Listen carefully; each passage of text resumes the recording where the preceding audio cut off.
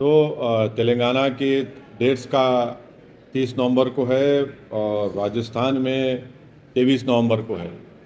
तो राजस्थान में हमने अपने 3 कैंडिडेट्स का तो अनाउंस कर चुके हैं और तेलंगाना का भी अनकरीब में कर देंगे। और ईसीआई ने जो डेट्स दिए हैं, हमारी पार्टी इस इलेक्शन के लिए शुरू से ही तैयार थी और तैयार है। और हमारी वाहिद पार्टी है जो साल के 12 महीने पिछले 4.5 साल से हम लोग जनता के दरमियान में रहकर काम करते हैं। और मुझे यकीन है कि ख़ास तौर से तेलंगाना में जहाँ पर हमारे एमएलएज हैं और जहाँ पर हम लड़ेंगे, वहाँ की आवाम हमारी काम को, हमारी एक्सेसिबिलिटी को, हमारे अवेलेबिलिटी को, हमारे पार्टी के मेंबर्स की इसके ऊपर हमारा साथ देगी। और इंशाल्लाह हमको यकीन है कि एक बहुत बड़ी कामयाबी से अल्लाह हमको हमकिनार करेगा। और हम पूरा ताउन करेंगे कि इलेक्शन पीसफुल हो और सही इलेक्शन स्पिरिट में हो। हमने ये बात जब इलेक्शन कमिश्नर ऑफ इंडिया के तीनों कमिश्नर आए थे, चीफ इलेक्शन कमिश्नर से भी हमने ये कहा था कि हमारी पार्टी की तरफ से पूरा ताउन होगा और हम चाहेंगे कि इलेक्शन फ्री एंड फेयर हो। और हम यही कोशिश करेंगे और हम चुनाव लड़ेंगे, अच्छी तरह से लड़ेंगे। हर प्रदेश में, हर रियासत में मुद्दे मुख्तलिफ ज़रूर हैं और रहेंगे, पर एक मुद्दा ज़रूर है जो तेलंगाना राजस्थान में बड़ा कॉमन है। वो ये है कि अल्पसंख्यक समाज की, दलित समाज की पॉलिटिकल लीडरशिप हो, उनकी एक वॉइस हो, ताकि उनसे उनका पॉलिटिकल एम्पावरमेंट हो, जिसकी वजह से उनका सोशल जस्टिस उनसे होगा और डेवलपमेंट में, एजुकेशन में उनका हिस्सा होगा, सिक्योरिटी में इजाफा होगा। अब तेलंगाना में कई अलग इश्यूज़ रहेंगे, राजस्थान में अलग रहेंगे, मगर जो कॉमन चीज़ें हैं वो ये है। अब तेलंगाना में तो हमको ये उम्मीद है कि इंशाल्लाह दोबारा केसीआर तेलंगाना के मुख्यमंत्री बनेंगे और हमारी पार्टी के एमएलएज भी कामयाब होंगे जहाँ जिस असेंबली कॉन्स्टिट्यूंसी से हम लोग लड़ेंगे। राजस्थान में हम लोग पहली मरतबा लड़ने जा रहे हैं। जमील खान हमारे पार्टी के प्रेसिडेंट हैं, उनकी लीडरशिप में हम उम्मीद करते हैं कि राजस्थान की आवाम भी हमारे एमआईएम पार्टी के कैंडिडेट्स को वोट देकर वहाँ पर उनका विधायक एमएलए बनाए। तो सबकी लैला है ना। जब 2004 से 2012 तक डॉक्टर मनमोहन सिंह की तायद कर रहे थे, तो इनको जब याद नहीं आया ये तमाम अपॉर्चुनिस्ट और ये सूडो सेकुलर लोगों को, जब 2008 में कम्युनिस्ट पार्टी के लोग इनका हाथ छोड़ दिए, दामन छोड़ दिए, तो जब असदुद्दीन ओवैसी इनका साथ दिया था, एमआईएम पार्टी ने साथ दिया था न्यूक्लियर डील के वक्त, जब किरण कुमार रेड्डी अर्सवाल आंध्र प्रदेश में नो कॉन्फिडेंस मोशन आया तो असेंबली में एमआईएम पार्टी के एमएलए इनका साथ दिए थे। प्रणब मुखर्जी के प्रेसिडेंट का इलेक्शन आया तो किसने कहा था असदुद्दीन ओवैसी को कि जाकर जगन मोहन रेड्डी को जेल में मिलो? नाम बोलूं सबका, मैं अभी रातों की नींद हराम हो जाएंगे अगर पूरे नाम बोलूंगा तो। ये चलता है, ये इनकी ये मुनाफिकत है, जिसको अंग्रेजी में तर्जुमा करें तो हिपोक्रेसी है इन लोगों की। इनका ये पॉलिटिकल एरोगेंस है और इनकी इंटेलेक्चुअल डिसऑनेस्टी है इन लोगों की। तेलंगाना की आवाम से ये अपील कर चुके हैं, कर रहे हैं कि आप एमआईएम पार्टी के कैंडिडेट्स को 30 नवंबर के दिन पतंग के निशान पर बटन दबाकर कामयाब करिए और दोबारा तेलंगाना का मुख्यमंत्री तीसरी मर्तबा के लिए, तेलंगाना की खुशहाली के लिए, तेलंगाना की तरक्की के लिए, तेलंगाना के अमन को बरकरार रखने के लिए, फ़िरका परस्त ताकतों को कमज़ोर करने के लिए, और ये दोगले जो लोग हैं जो आरएसएस से आकर, बीजेपी से आकर, जो जिस तरह लोग कपड़े बदलते हैं उस तरह अपनी आइडियोलॉजी को बदलते हैं, इन लोगों से आप लोग होशियार रहिए। जो पिछले 10 साल से आपने फैसला लिया उसी फैसले को जारी रखिए ताकि तेलंगाना और ऊंचाइयों पर जा सके।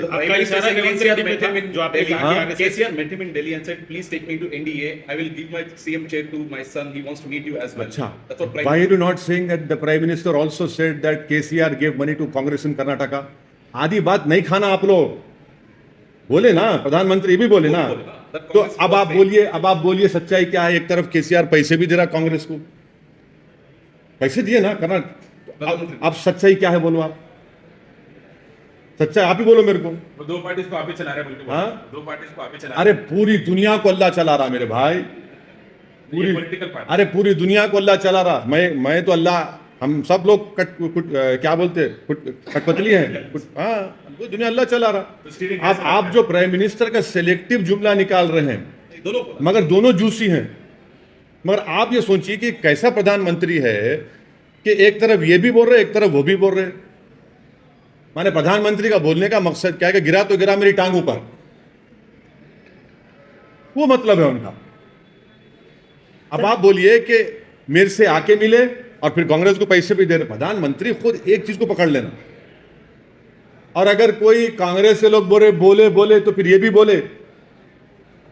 अगर वो सच बोल रहे तो कई बातें सच निकल जाएंगी, फिर आप लड़ ही नहीं सकेंगे मोदी से। आपने कहा कि आरएसएस से और दूसरी पार्टियों से आके चोला बदल के करने, आपका इशारा रेवंत रेड्डी की तरफ था? बिल्कुल बिल्कुल, मैं तो खुलेआम बोल चुका हूं।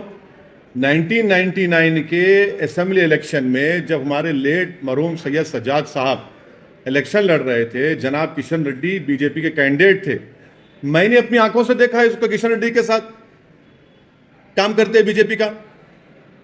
क्या बात कर रहे हैं? वो बोल रहे हैं कि मैं विद्यार्थी परिषद, अरे मैं देखा हूं, अरे मैं देखा हूं ना। वो कह रहे हैं मैं बीजेपी में नहीं। अरे कैसा नहीं थे, अरे मैं देखा हूं, 2 जगह पे देखा हूं। नॉमिनेशन फॉर्म किशन रेड्डी डालने आए थे, खैरताबाद में ऑफिस था आरओ का। फिर गुडी मलकापुर मार्केट जो उस वक्त कारवान कैसा था, मैं देखा हूं। माने ये ऐसा है ना कि ये 2 पार्टी बीजेपी और कांग्रेस जो है, आप देखते होंगे गांव में या शहरों में हर कोर्ट के सामने एक बेचारा बैठता है कुर्सी टेबल डाल के, आइए हम नोटरी कर देंगे, आ जाइए ना, आ जाइए नोटरी कर देंगे। ये दोनों बैठे नोटरी जान में और बोलते जबान निकालो, लगाओ सेकुलर, तुम नेशनलिस्ट। ये कब तक चलेगा ये ड्रामा? ये दोनों बैठे हैं दुकान डाल के, इनका मामला वही है। अब जो अब आप बताइए, जो बीजेपी से आ रहा है वो हमको कह रहा है कि हम हैदराबाद के नहीं महाराष्ट्र के हैं। अरे भैया, तू तो बात कर रहा है गोलवालकर की जबान में, तुम बात कर रहे हो दीनदयाल उपाध्याय की जबान में, तुम बात कर रहे हो राजू भैया की जबान में, तुम बात कर रहे हो प्रेजेंट सरसंघचालक की जबान में, तुम वो पूरी किताबों का निचोड़ हो तुम जो आरएसएस के लोगों ने लिखी है। आरएसएस भी तो यही कहती है कि यहाँ के नहीं है ये लोग, वो जबान में बात कर रहे हैं और कांग्रेस पार्टी में है वो। सर, आपने कहा कि केसीआर फिर से मुख्यमंत्री बनेंगे और ये है तमाम बातें कही, तो क्या आप उनके लिए कैंपेनिंग भी करेंगे, उनको सपोर्ट करेंगे इस चुनाव में? देखिए हम तो पब्लिकली ये बात को कह चुके हैं, मगर हमारी प्रायोरिटी होगी अपनी पार्टी के कैंडिडेट्स के लिए। पहले हम उसके लिए, बहुत बड़ा इश्यू है सर, ग्लोबल इश्यू है, पैलेस्टाइन और जो इजराइल के बीच में हो रहा है, उसको आप कैसे देखते हैं? अब देखिए, इसको चुनाव से आप मुद्दा बना रहे हैं, उसको लगता है मुझे आप नहीं, आप चुनाव का उसको मुद्दा बनाना चाह रहे हैं, आप भी हंस रहे हैं। क्या तो वाकई में मुद्दा है? नहीं, अब आप चुनाव का मुद्दा बना रहे हैं, मगर आप लोगों की जानकारी के लिए, जैसे उर्दू में कहते हैं ना कि आपके हाफिजे को, मेमोरी को ताज़ा करने के लिए कहना चाहूँगा कि आप लोग को चाहिए कि बीजेपी के एक बहुत बड़े नेता जो आज इस दुनिया में नहीं है, जो इस देश के प्रधानमंत्री थे, जिनका वीडियो बड़ा वायरल हो रहा है, उनके भाषण को सुन लीजिए आप। उन्होंने फ़लस्तीन के बारे में क्या कहा था कि अरबों की ज़मीन पर कब्जा कर लिया गया है। और दूसरी बात यह है कि भारत में हमने एक पोस्ट स्टैम्प निकाला था, सॉलिडेरिटी विद पैलेस्टाइन, वो भी आजकल देख रहे हैं आप लोग। हमारी शुरू से पॉलिसी फ़लस्तीनियों की तायीद में रही है। इसमें शिफ्ट आया जब कांग्रेस की सरकार थी, उसमें एक शिफ्ट आया। तो ये एक, और फिर 5वीं बात यह है कि ओस्लो एग्रीमेंट हुआ, और ओस्लो एग्रीमेंट में कहा गया था कि वेस्ट बैंक और गाजा में इंडिपेंडेंट पैलेस्टीनियन कंट्री बनाया जाएगा। 5 साल जाके 30 साल हो गए। तो इसकी जिम्मेदारी ओस्लो एग्रीमेंट की सब पर थी, यूएसए पे थी, यूके पर थी, यूरोपियन नेशंस पर थी। तो 5 साल जाके 30 साल हो गए आज आप। और आपको ये समझना चाहिए कि जो इलीगल सेटलमेंट्स बनाए जा रहे हैं वहाँ पर ओस्लो अकॉर्ड के खिलाफ, जेनीन रेफ्यूजी कैंप में जाकर आप उनको मारा और पीटा जाता है। ये बात दुनिया जानती है कि वहाँ पर मस्जिद अक्सा है, बैतुल मुक़द्दस है। ये सब इम्पॉर्टेंट चीज़ें हैं। आपको दुनिया को ये भी समझना चाहिए कि गाज़ा की जो स्ट्रिप है, आपने तो 16 साल से ब्लॉकेड करके रखा इजराइल ने वहाँ पर उसको, 16 ईयर्स से ब्लॉकेड है। ओपन एयर प्रिजन है वो। क्या है बताइए अब आप उसका। एक उसका रास्ता था दारुल बला में, आपने पेरीमीटर लगा दिया। 2005 में रास्ता बंद कर दिया आपने। इसराइल ने गाजा एयरपोर्ट को 2001 में बर्बाद कर दिया।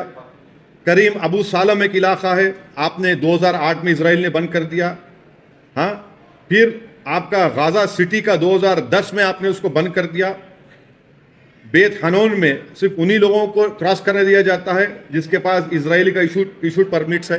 राफा जो इजिप्ट में आता है रास्ता, उसमें स्पोरेडिकली कभी भी खोल दिया जाता है।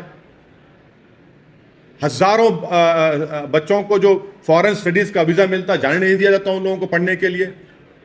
ओपन एयर प्रिजन बना के रख दिया आपने गाजा और वेस्ट बैंक को, और फिर आप बोल रहे हैं कि ये क्या हो रहा है।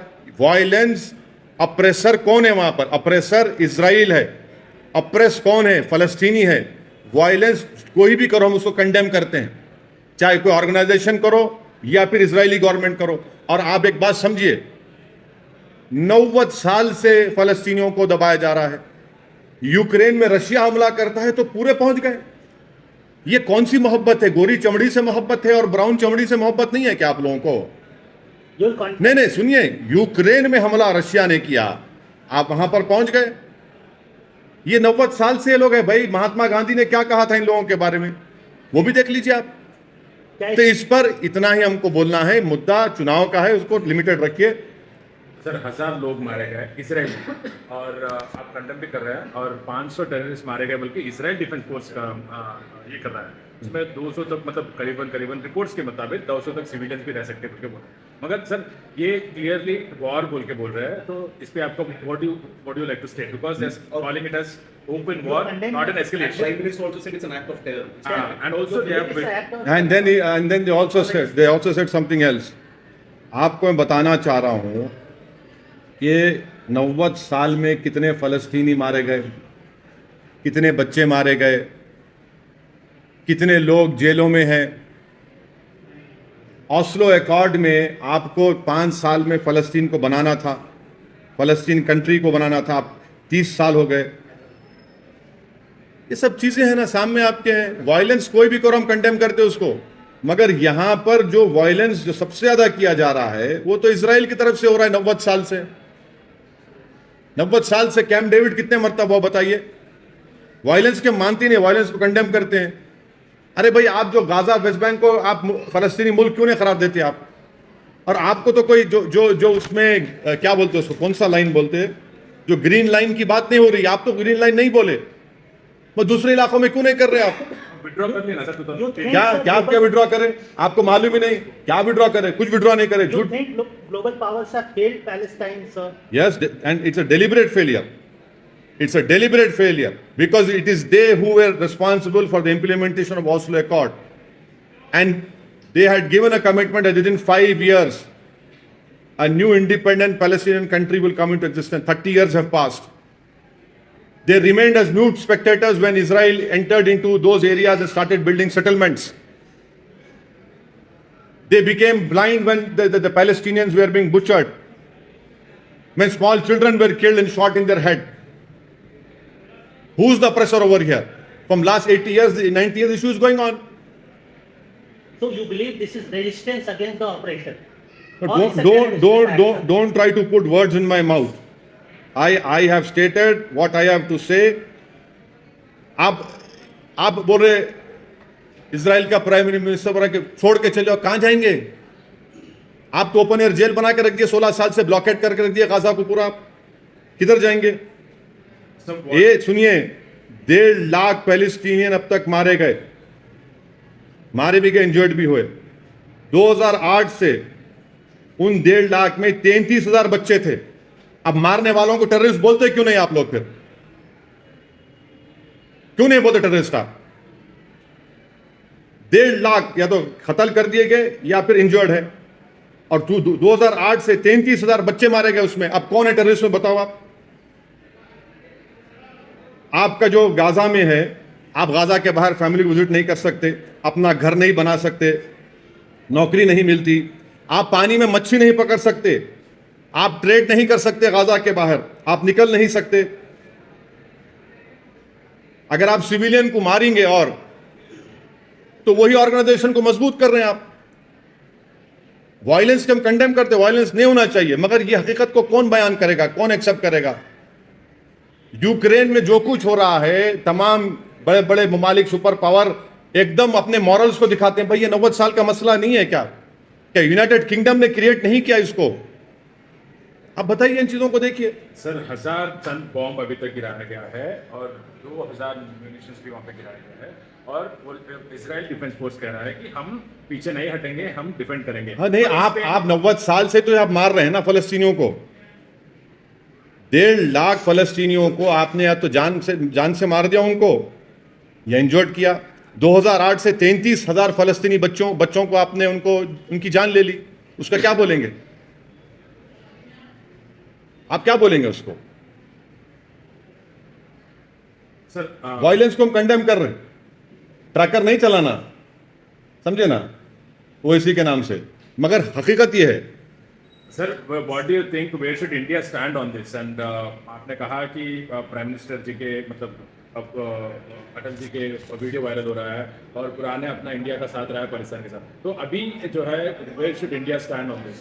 India should stand with the oppressed, who have been oppressed from, and this is our policy also. 80-90 साल से उन लोगों को आप अप्रेस कर रहे हैं। अब इजराइल के साथ अपना रिलेशन भी देखिए, ऑस्लो पीस अकॉर्ड को इंप्लीमेंट क्यों नहीं कर रहे आप? और ऑस्लो पीस अकॉर्ड को इंप्लीमेंट करने की जिम्मेदारी इजराइल की है।